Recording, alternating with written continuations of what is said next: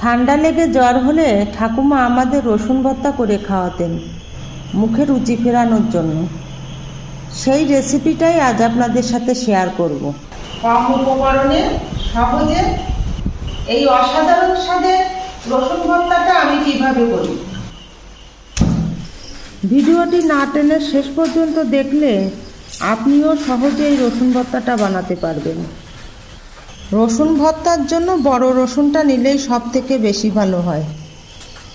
রসুনের খোসাগুলো ছাড়িয়ে নিলাম।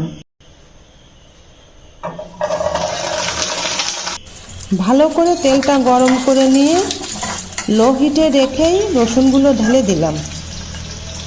পুরো রসুনগুলো লো হিটেই ভাজতে হবে, তাহলে ভিতর থেকে ভালো করে ভাজা হবে।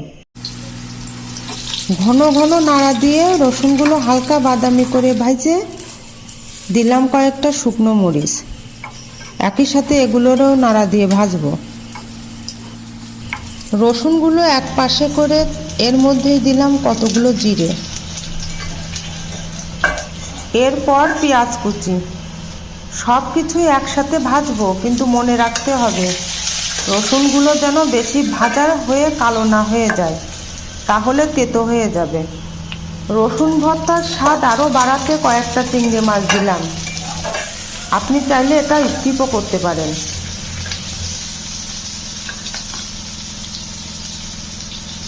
আমার এই রসুন ভর্তার রেসিপিটা যদি আপনার ভালো লেগে থাকে তাহলে অবশ্যই একটা লাইক করে শেয়ার করে দেবেন।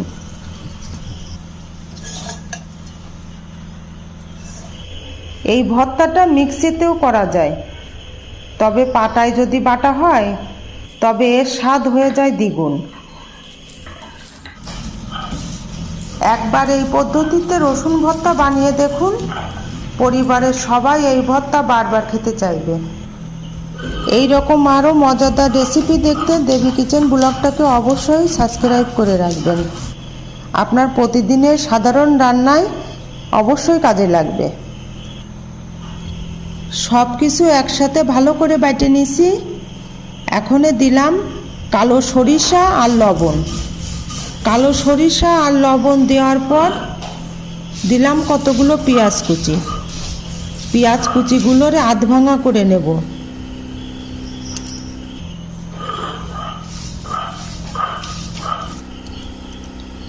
আমি কালো সরিষাটাই নিয়েছি, কারণ এটা স্বাদও বাড়ায় আবার ঠান্ডা লাগা সারাতেও সাহায্য করে। ধনিয়া পাতা কুচি দিলে ভর্তার স্বাদ বহুগুণে বেড়ে যায়। যারা ধনিয়া পাতা কুচি পছন্দ করেন না তারা চাইলে এটা স্কিপ করতে পারেন।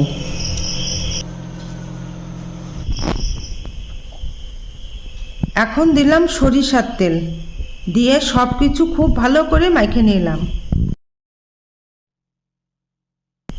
তৈরি হয়ে গেল আমার রসুন ভর্তা।